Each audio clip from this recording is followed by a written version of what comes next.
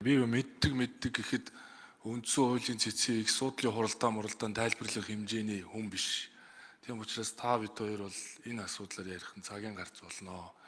Би бас мэдэмхий тэгж хамаагүй юм ярмааргүй байна. Хоёрт бол бас мэддэг гэхэд их хурлын чуулган дээр хууль хяналтын байгууллагын тэр нарийн ширийн мэдээллийн талаар мэдээлэлгүй ээж юм бас илүү долоо юм ярмааргүй байна. За хоёрт бол ингэж иргэдэд хамаагүй бас төөрөгдөл учруулсан мэдээлэл ярмааргүй байна. Их хурлын тогтоол дээр хэлэлцээр хийнэ гэж. Хэлэлцээр гэдэг бол negotiation хийнэ. За газрын хэвлэлийн баялагын дийлэнхийг ард түмэн эзэмшинэ. Үндсэн хууль.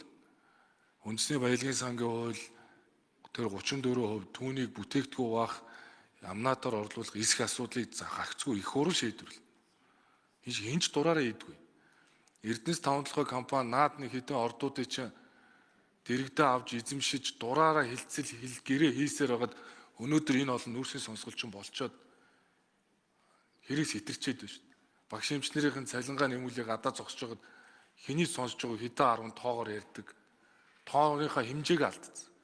Одоо бүр нөгөө мөнгөний баримжаа алдчихад шүү дээ. Зарим ус төрчлөнөр чинь. Тэгээ энэс ч болоод их хурлын гишүүдийг бүгдийг нь хулгайч дээрэмж гэж ойлгоод байна шүү дээ. Тэгээ нэг юм хоёр талд гарч ингэж жүжиглж байгаа одоо хэдүүлээ болох хэрэгтэй шүү дээ. Наад их хурлын тогтоолд чи хэлцээр хийнэ гэж байгаа. Гэрээ хийнэ гэж байхгүй. Энийг чи их хурлын тогтоолоор оруулахгүй бол угаасаа наадах чи Эрдэнэс 5 толгой компани их хуралдаа их хуралгүй засагтаа засахгүй өөртөө шийдвэрлээд явна. Тэгээ хэдэн жилийн дахиад нүүрсний дараа нүүрсний сонсол дахиад энд хийгдэнэ.